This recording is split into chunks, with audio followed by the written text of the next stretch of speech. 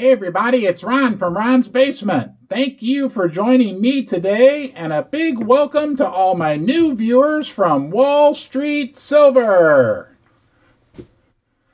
I'm feeling a bit like a wise old owl this morning, and I'll tell you why. Things are happening at a faster pace.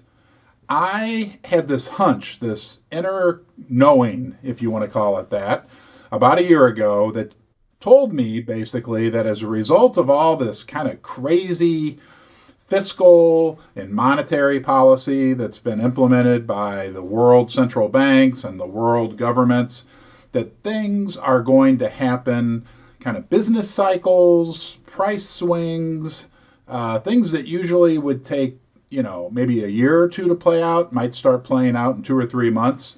And this morning, finally, that was confirmed by an article on Yahoo Finance. I'll throw up a quick picture of it here on the screen. What I think that means for precious metals and precious metal investors is that as things happen more quickly, the price, the value, the underlying inherent value that you have in gold or silver, either bullion or even if you own miners, the gold or silver in the ground, is going to appreciate more quickly. Everybody calls for a correction in the stock market, the overall market right now, which, I understand. Like, things are outside of precious metal mining stocks, things are valued like at crazy levels. But everybody also calls for a big downdraft in precious metal prices and mining stocks if and when that general overall market correction were to occur.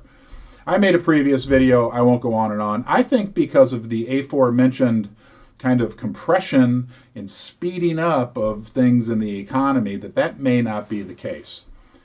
And if you're a precious metals investor, you're probably in the same camp as me, hoping. And if you own the stocks or own the underlying metals, then obviously you're believing that may be the case to a certain extent as well.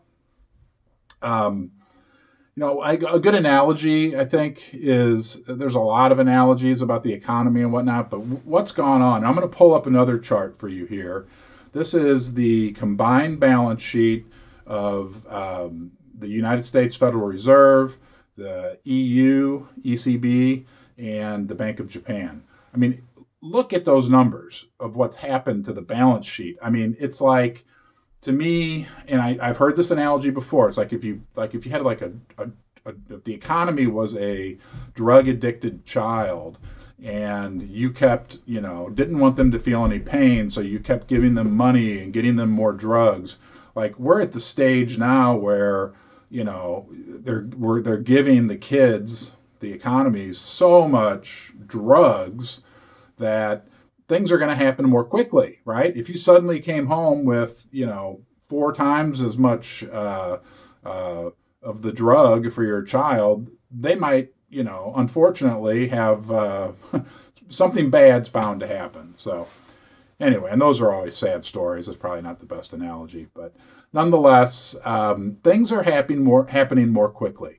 I believe that to be the case, and I could be wrong. Maybe the Fed has this all under control and figured out. But to me, it just seems like, as they've kind of overdone all this stimulative, monetary, fiscal, all this stuff, they're just like trying to patch it all together, with duct tape and, do this, do that, instead of letting things occur on a more natural, normal basis. Thanks for watching. Again, welcome to all my new viewers. Welcome to everyone from Wall Street Silver. If there's a particular subject you would like me to make a video about, or if you have any questions, feel free to leave it in the comment section.